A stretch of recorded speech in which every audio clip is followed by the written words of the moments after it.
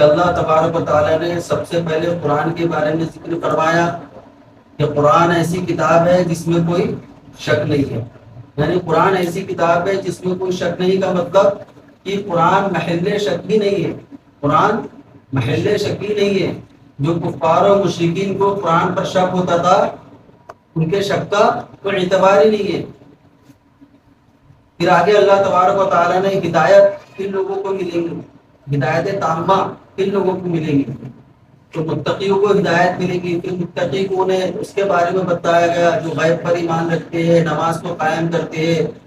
کفار و مشرکین کے کفر کے بارے میں, ان کے شرک کے بارے میں ذکر ہوا. پھر قرآن نے ان کو چیلنج کیا, وہ شک کیا کرتے تھے قرآن پر, تو قرآن نے چیلنج کیا کہ اگر جو ہے تم سچے ہو تو اس جیسی ایک سورت, ایک آیت ایسی بنا کر لا دو. پھر اس کے بعد اللہ تبارک و تعالی نے حضرت آدم علیہ السلام کی تخلیق کا واقعہ ذکر فرمایا. تخلیق کا واقعہ ذکر فرمایا. حضرت آدم علیہ السلام کی فضیلت تمام فرشتوں پر جو ہے ثابت فرمائی, اس کو دلائل سے ثابت کیے. آ رہا نا پورا, میں مختصر بتا رہا ہوں, جو درس میں سنے مختصر کر کے بتا رہا ہوں. وہ ثابت کرنے کے بعد اللہ تبارک و تعالیٰ نے فرشتوں کو حکم دیا, اور اس حکم کے اندر ابلیس بھی شامل تھا کہ آدم علیہ السلام کو سجدہ کرو. پھر وہی ابلیس جس کا ذکر چل رہا تھا, جو مفتی زکریا صاحب کو 30ویں پارے میں بھگا لے گیا تھا, وہی ابلیس جو ہے اس نے انکار کیا. انکار کرنے کی وجہ تکبر تھی, انکار کرنے کی وجہ حسد تھی. اس کو حضرت آدم علیہ السلام سے حسد ہو گیا تھا کہ اللہ تبارک و تعالیٰ نے اس کو, آدم کو اتنا فضیلت والا کیوں بنایا. میں تو اتنی عبادت کرتا ہوں, میں تو اتنے ذکر و اذکار کرتا ہوں, میں تو اتنی تسبیحات بیان کرتا تھا, ارے آدم جو ابھی جس کو اللہ تعالیٰ نے بنایا ہے اس کو اتنی فضیلت کیسے مل گئی. تو وہ حسد کا شکار ہو گیا. اب آگے جن لوگوں کا تذکر آ رہا ہے وہ بھی حسد کے ہی شکار تھے. قوم بنی اسرائیل کا تذکر آ رہا ہے. قوم بنی اسرائیل کے بارے میں بتایا جا رہا ہے, یہود کے بارے میں بتایا جا رہا ہے.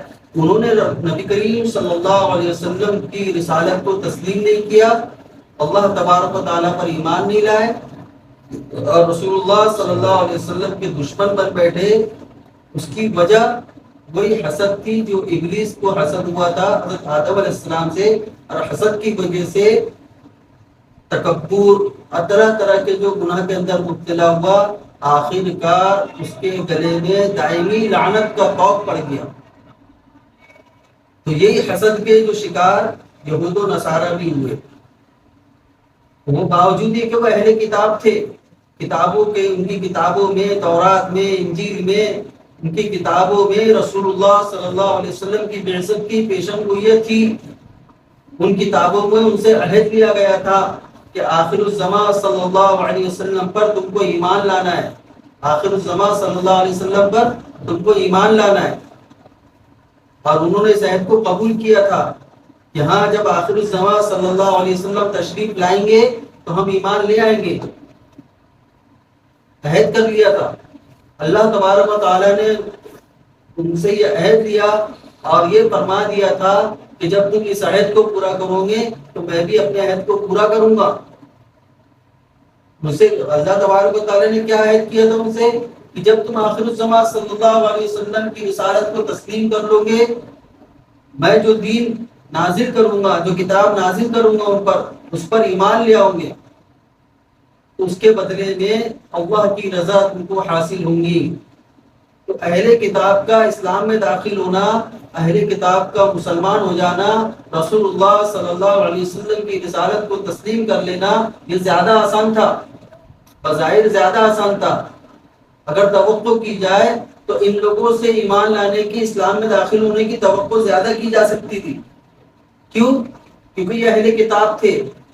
کفار و مشرکین, ان کے پاس کتابیں نہیں تھی, ان کے پاس کتابیں نہیں تھی, ان کے پاس کسی پیغمبر کے بتائے ہوئے پیغامات نہیں تھے, اس لیے وہ رسول اللہ صلی اللہ علیہ وسلم کا انکار کرتے تھے, آپ پر ایمان لانے سے منکر ہو گئے تھے.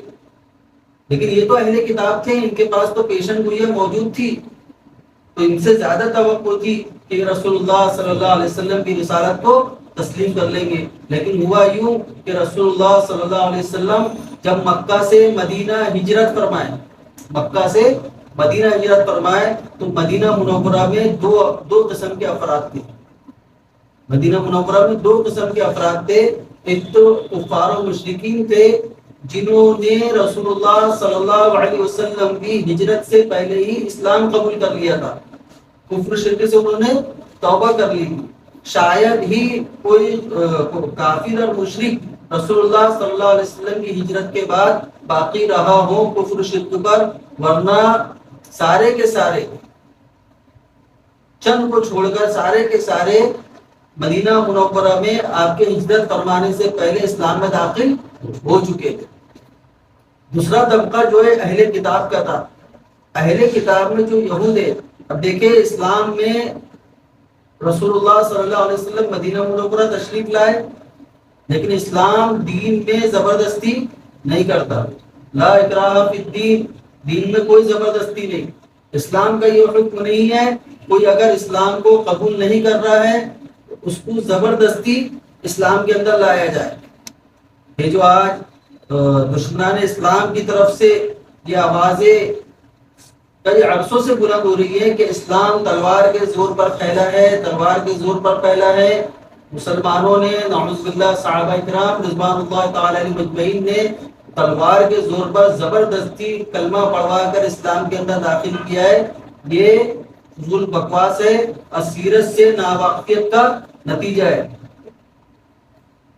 اگر اسلام تلوار کی زور پر پھیلتا یا زبردستی کسی کو اسلام میں داخل ہونے کے لیے مجبور کیا جاتا تو جب مکہ فتح ہو چکا تھا، مدینہ منورہ میں ہجرت فرمانے کے بعد رسول اللہ صلی اللہ علیہ وسلم اور آپ کے اصحاب غالب تھے، تو پھر یہود و نصارہ کیا کر رہے تھے؟ یہود و نصارہ جو تھے کیا کر رہے تھے؟ ان کو کیوں نہیں کلمہ پڑھا دیا گیا زبردستی؟ تو ان کو زبردستی کلمہ نہیں پڑھایا گیا، بس ان کے سامنے اسلام کی دعوت پیش کی گئی، قرآن کی آیتیں پیش کی گئی، جیسے کہ یہاں پر یہ یا بنی اسرائیل اذکروا نعمتی التی میں یہود کے پاس دین پیش کیا جا رہا ہے، ان کو ان کی پچھلی زندگی کی نعمتیں یاد دلائی جا رہی ہیں، پچھلے جو ان کے پہلے جو لوگ گزرے ان کی قوم کے، ان کے اوپر کیا کیا انعامات کیے گئے، کیسے اللہ تبارک و تعالیٰ نے ان کے اوپر احسان کیا، اور کیسے ان کو جو ہے نبی آخر الزماں صلی اللہ علیہ وسلم کی آمد کی پیشن گوئی ان کے سامنے لائی گئی تھی اور انہوں نے اقرار کیا تھا کہ ہم اس کو قبول کریں گے۔ یہ ساری باتیں ان کو یاد دلائی گئی، لیکن زور زبردستی ان کو اسلام میں داخل ہونے کے لیے نہیں کہا گیا، زبردستی نہیں، ان سے امن کا معاہدہ کیا، امن کا معاہدہ ان سے طے ہو چکا تھا۔ بہرحال رسول اللہ صلی اللہ علیہ وسلم جب مکہ سے مدینہ تشریف لائے تو آپ نے ان کے سامنے دعوت پیش کی۔ دیکھو یہاں پر یہود کے سامنے رسول اللہ صلی اللہ علیہ وسلم کی دعوت پیش کرنا، رسول اللہ صلی اللہ علیہ وسلم کا دعوت پیش کرنا یہ ایک معجزہ ہے۔ اگر یہود ماننا چاہتے، رسول اللہ صلی اللہ علیہ وسلم کی رسالت کو تسلیم کرنا چاہتے اور رسول اللہ صلی اللہ علیہ وسلم کی اتباع کرنے کی اگر کوشش کرتے، ان کے من میں چاہت ہوتی، چاہت رہنے کے باوجود، ماننے اور سمجھنے کے باوجود، یعنی وہ اس بات کو مان لیتے کہ یہ نبی آخر الزمان صلی اللہ علیہ وسلم ہے، لیکن ہم کو ان پر ایمان نہیں لانا ہے۔ ان کی سب سے اصل وجہ جو تھی اکثریت کی، یہود کی اکثریت کی جو ایمان نہیں لانے کی وجہ حسد ہی تھی۔ ان کو حسد اس بات سے ہو گیا تھا کہ تقریباً 4000 سے کچھ زائد، تعداد بول رہا ہوں 4000 سے کچھ زائد انبیاء کرام علیہ السلام قوم بنی اسرائیل میں مبعوث ہوئے۔ تو ان کے دل میں دماغ میں یہ بات بیٹھی ہوئی تھی کہ اتنے انبیاء جو ہماری قوم کے اندر آئے ہیں، یہ نبی ہماری قوم سے باہر آخر الزمان جو سارے نبیوں سے افضل ہوں گے، یہ بھی ہماری قوم میں آنا تھا، یہ ہماری قوم میں کیوں نہیں آئے؟ یہ سوچ کر یہ حسد کا شکار ہوئے تھے۔ میں بارہا بتاتا ہوں کہ حسد کی بیماری کو دل میں جگہ مت دینا، یہ اتنی خطرناک بیماری ہے کہ ہمارے سارے اعمال کو ضائع کر دیں گی، دین کا باغی بنا دیں گی، دین کا باغی بنا دیتی ہے. کیونکہ جب حسد کا آہستہ شروعات میں انسان کو پتہ نہیں چلتا، لیکن جب حسد کا غلبہ ہونے لگتا ہے تو انسان دین کے احکامات سے باغی ہو جاتا ہے. کیونکہ جس سے اس کو حسد ہو رہا ہے، آخری حد اس کی یہ رہتی ہے کہ اس کو نقصان پہنچانے کی پلاننگ کرنے لگتا ہے. جس سے اس کو حسد ہو رہا ہے اس کو نقصان پہنچانے کی پلاننگ کرنے لگتا ہے. یہود کیا کرتے تھے؟ رسول اللہ صلی اللہ علیہ وسلم سے ان کو حسد ہو گیا تھا کہ یہ ہماری قوم میں کیوں نہیں آئے، ہمارے نبی آخر الزمان ہماری قوم میں آنا تھا، ان کو حسد ہو گیا تھا. اور وہ حسد کا نتیجہ یہ تھا کہ وہ رسول اللہ صلی اللہ علیہ وسلم کے قتل کے بھی درپے ہوئے. میٹنگیں ہوتی تھی، ان کی مجلسیں لگتی تھی، رسول اللہ صلی اللہ علیہ وسلم کو قتل کرنے کی پلاننگ کی جاتی تھی. تو اس کا سبب کیا تھا؟ اتنے خطرناک عزائم رسول اللہ صلی اللہ علیہ وسلم کے بارے میں یہ لوگ لیے ہوئے تھے کہ جنگ تک کی نوبت آئی. اس کا سبب کیا بنا تھا؟ یہ حسد بنا تھا. اس لیے میں بارہا بول رہا ہوں، آپ لوگ جو علوم دینیا کو حاصل کر رہے ہیں، سب سے یہ جو خطرناک بیماری ہے اس سے اللہ کی پناہ مانگو کہ اللہ میری اس سے حفاظت فرما، میری اس سے حفاظت فرما. اور اگر کسی کے اندر یہ مرض جو پنپ رہا ہے، کسی کے اندر یہ مرض پنپ رہا ہے، دیکھو اس کا جو تعلق ہوتا ہے دل سے ہوتا ہے، اس کا تعلق دل سے ہوتا ہے. ہم کسی کے بارے میں یہ بات نہیں کہہ سکتے کہ فلاں شخص کو حسد ہے، فلاں شخص کو نہیں ہے، کسی کے بارے میں ہم یہ نہیں کہہ سکتے. اس کا تعلق دل سے ہوتا ہے. ہر شخص اپنے اپنے دل کو ٹٹولے کہ اس کے اندر جو ہے حسد کی بیماری پنپ رہی ہے یا نہیں پنپ رہی ہے. کسی بھی شخص کے اچھے کام پہ ناراضگی کا خیال ہمارے دل کے اندر آ رہا ہے.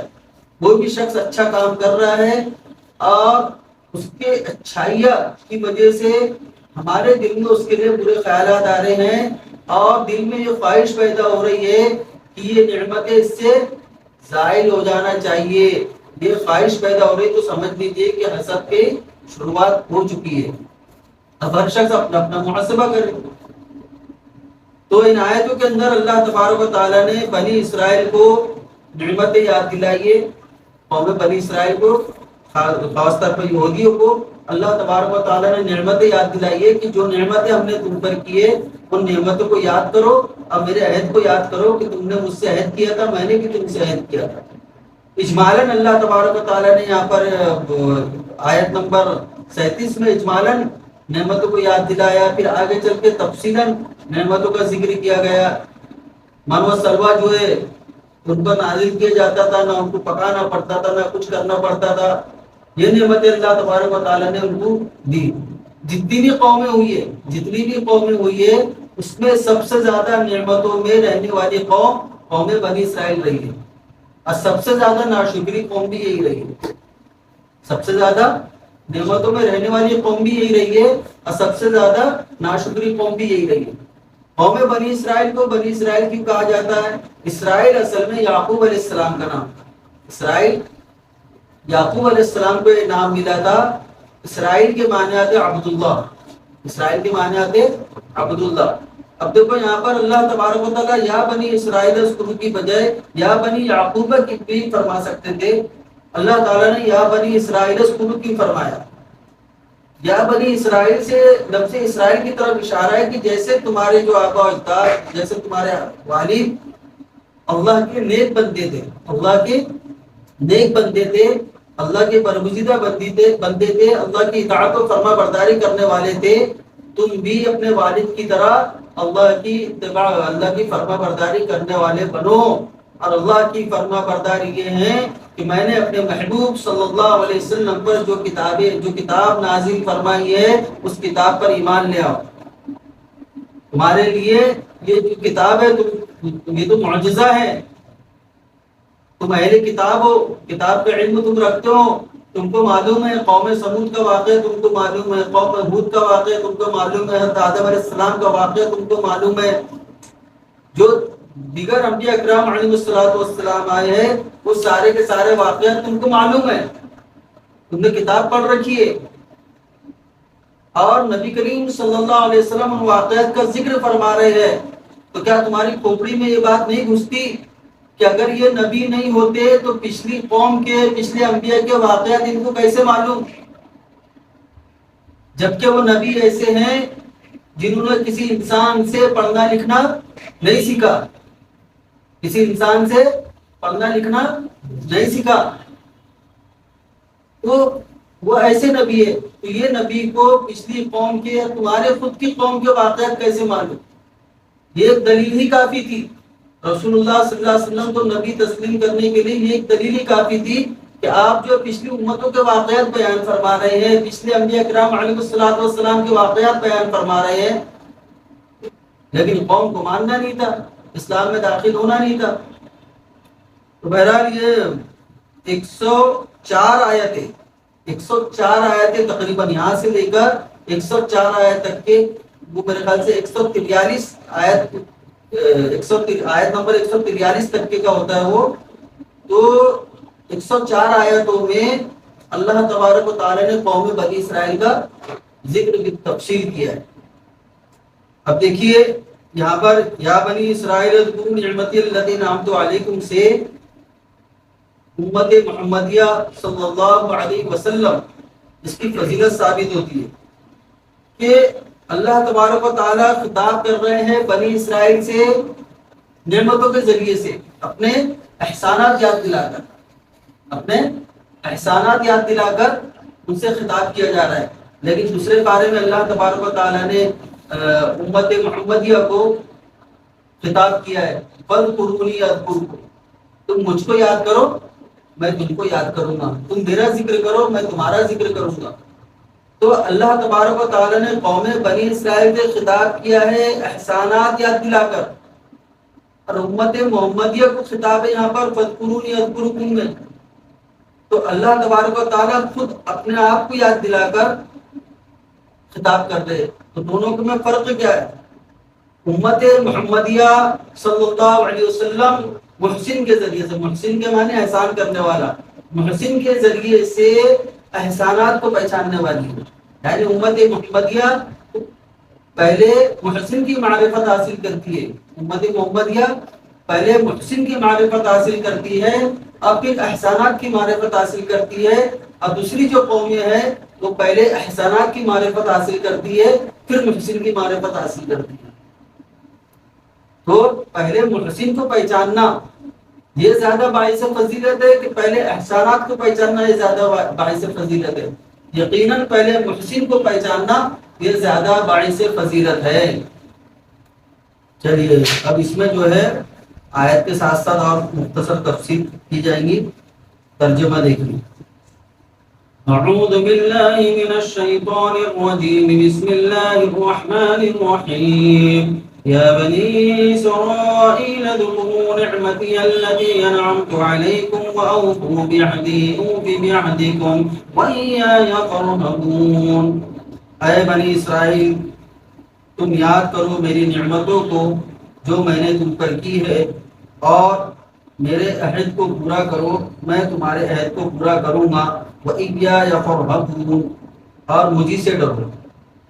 اللہ تبارک و تعالی یہود کو نعمتوں کو یاد دلا رہے ہیں، یہاں پر اجمالاً یاد دلا رہے ہیں، اور ان سے کہا جا رہا ہے کہ تم نے مجھ سے جو عہد کیا تھا ان عہد کو پورا کرو. اور وہ عہد کیا تھا؟ عہد یہ تھا کہ یہود نے قوم بنی اسرائیل نے یہ عہد کیا تھا کہ نبی آخر الزمان صلی اللہ علیہ وسلم جب تشریف لائیں گے ہم ان پر ایمان لائیں گے. اور تورات کے اندر اس کی علامتیں، نبی آخر الزمان صلی اللہ علیہ وسلم کی بعثت کی علامتیں بھی بیان کر دی گئی تھی.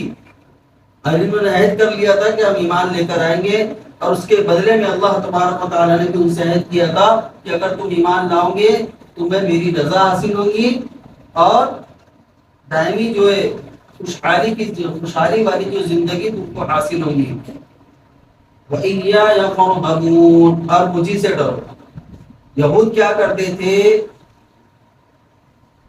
نبی آخر الزمان صلی اللہ علیہ وسلم جب ان کے پاس دعوت دیتے، صحابہ اکرام رضوان اللہ تعالی علیہ مجمعین جب ان کے پاس ان کو دعوت دیتے دین کی، تو یہ سوچ کر اسلام میں داخل نہیں ہوتے کہ اگر ہم اسلام میں داخل ہو گئے، ہم اسلام میں داخل ہو گئے تو فلاں مالدار شخص مجھے جو ہدیہ دیتا تھا وہ ہدیہ دینا بند کر دے گا، فلاں کے نزدیک میری بہت عزت تھی، بہت میرا ایک عہدہ ہے، مجھے ایک منصب حاصل ہے، مجھے ایک برتری حاصل ہے، تو ساری برتری ساری سرداری ختم ہو جائیں گی اور دوسرے لوگ مجھ سے متنفر ہو جائیں گے، خاندانی تعلقات خراب ہوں گے۔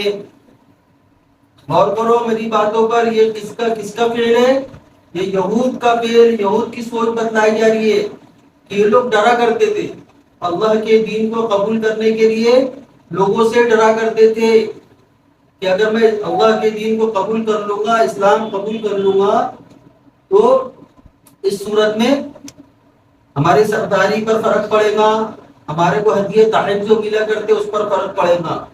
یہود کی اس حرکت کو سوچو اور معاشرے میں پائے جانے والے یہ معاملات کے طرف غور کرو، کیا ایسا نہیں ہے کہ آج بھی امت محمدیہ صلی اللہ علیہ وسلم کے افراد کے اندر بھی یہ مرض مبتلا ہے، یہ مرض میں وہ لوگ مبتلا ہے۔ کیا ہوتا ہے؟ اللہ تبارک و تعالیٰ کا کوئی حکم ہمارے سامنے آتا ہے تو ہم کیا کرتے ہیں؟ شادی بیاہ کے معاملے میں لے لیجیے، شادی بیاہ کے معاملے میں کیا ہوتا ہے ہمارے یہاں؟ اللہ کے حکم کو فراموش کیا جاتا ہے۔ دین پر چلنے والا طبقہ بھی، دین کو قبول کرنے والا طبقہ بھی اللہ تبارک و تعالیٰ کے حکم کو فراموش کیا ہوا ہے، اور وہ فراموش کرنے کی ان سے کہا جائے، کوئی مولوی صاحب کہہ رہے کہ بھائی نکاح سنت کے مطابق کرو، نکاح سنت کے مطابق کرو۔ کسی مولوی صاحب نے کہہ دیا کہ بھائی نکاح جو کر رہے ہو لڑکی والوں کے کھانے، لڑکی والا کھانا نہیں کھلائیں گا، یہ جہیز کی لعنت کو ختم کرو۔ لڑکے والوں سے کہا جا رہا ہے کہ لڑکی والوں سے کسی قسم کی ڈیمانڈ مت کرو، نکاح کو آسان کرو۔ تب یہاں پر لڑکا لڑکی والے رسم و رواج کے اندر اتنا جکڑے ہوئے کہ وہ سوچتے ہیں، ان کے دل میں خیال گزرتا ہے، نماز کے پابند ہے، صوم و صلات کے پابند ہے، دین کے دیگر احکامات کو اپنائے ہوئے ہیں، تو ان کے دل میں بات آتی ہے کہ نہیں یار واقعی میں ہمیں سنت کے مطابق نکاح کرنا چاہیے، شریعت میں نکاح کو آسان کیا گیا ہے، ہم بھی آسانی سے کریں گے۔ لیکن پھر خیال کیا آتا ہے؟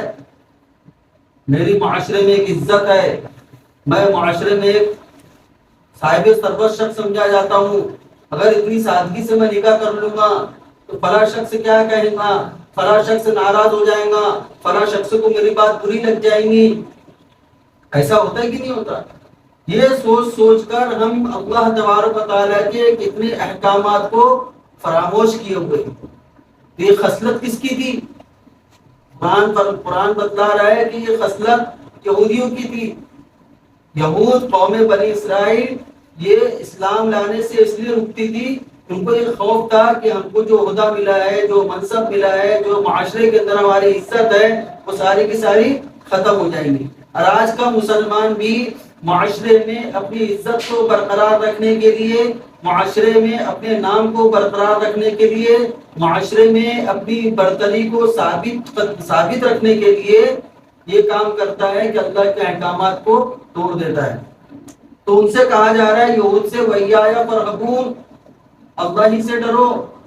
یہ معاشرے کے لوگ تمہیں کیا کہیں گے، معاشرے کے لوگ تم سے خوش رہیں گے یا ناراض رہیں گے، معاشرے کے لوگ تم سے تعلقات رکھیں گے یا نہیں رکھیں گے، یہ سب مت سوچو، یہ سب مت سوچو، بلکہ اللہ تبارک و تعالیٰ سے ڈرو، اللہ کا خوف رکھو، اس ذات کا خوف رکھو جس کی طرف تمہیں جانا ہے۔